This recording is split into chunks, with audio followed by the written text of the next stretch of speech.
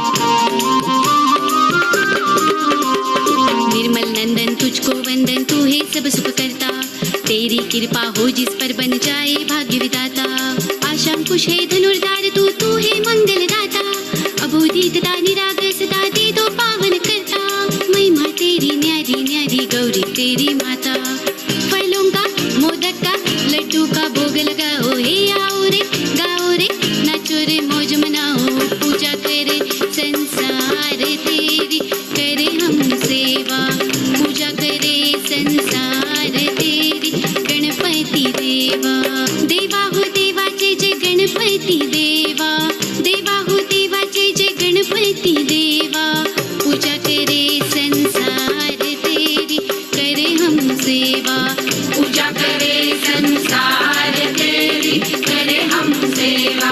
Ganpati Bappa Morya, Nirmal Morya, Ganpati Bappa Morya, Nirmal Morya, Ganpati Bappa Morya, Nirmal Morya.